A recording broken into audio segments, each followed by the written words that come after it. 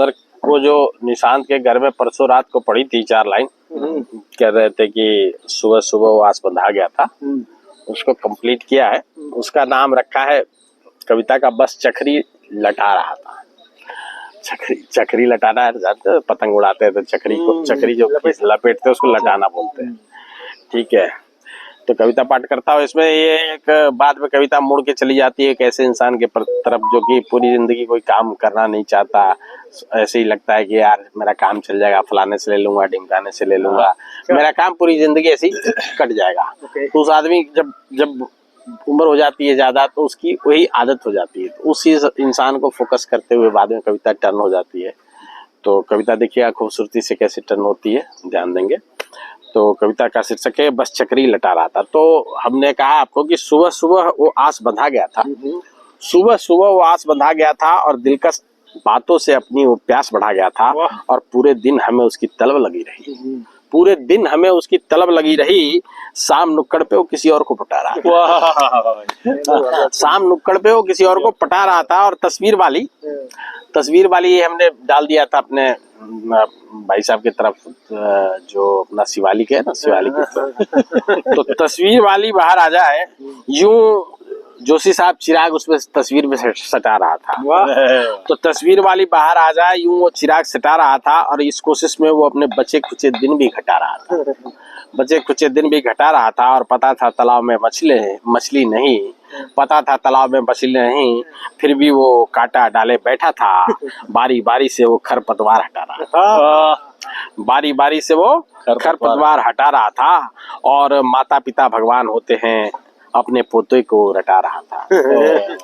माता पिता भगवान होते हैं, ये बड़ा दर्द है। ये 4 लाइनें बड़ी दर्दनाक आ गई थी, और ये सबका दर्द है। तो वो बाद में इल्जाम खुद के ऊपर रखता है, कैसे रखता है सुनो। माता पिता भगवान होते हैं, अपने पोते को रटा रहा था, इस कदर छोड़ दो।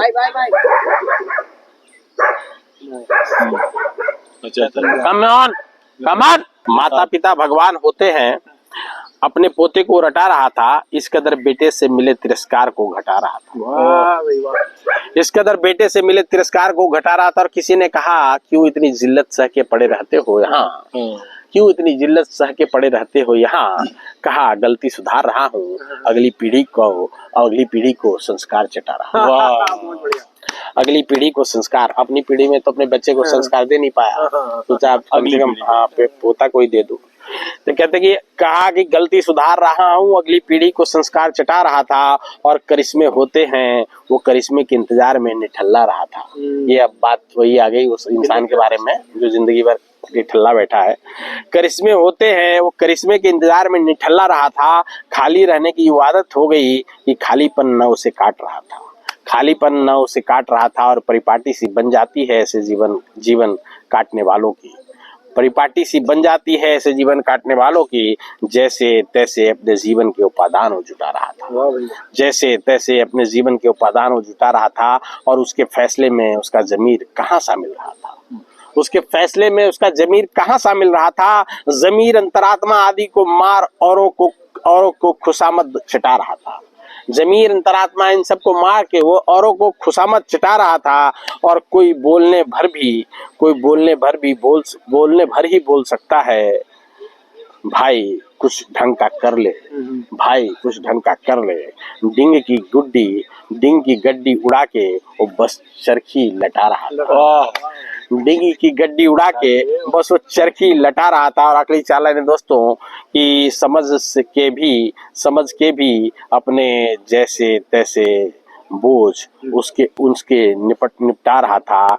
समझ के भी अपने, यानी कि जो लोग थे पता है कि निठल्ला है, तो अब कैसे न कैसे करके कुछ न कुछ करके मदद करके उसकी जिंदगी, उसके बच्चों की जिंदगी भी तो पाल ली है। तो कहते हैं कि समझ के भी अपने लोग जैसे तैसे उसके बोझ को निपटा रहा था। और हवाई किला बनाना छोड़ा नहीं, हवाई किला उसने बनाना छोड़ा नहीं, दिमाग उसका मोटा का मोटा रहा था। इस उम्र में समझाना भी फिजूल है यारो, इस उम्र में समझाना भी फिजूल है यारो, सब उससे निभाने की समीकरण बिठा रहा था।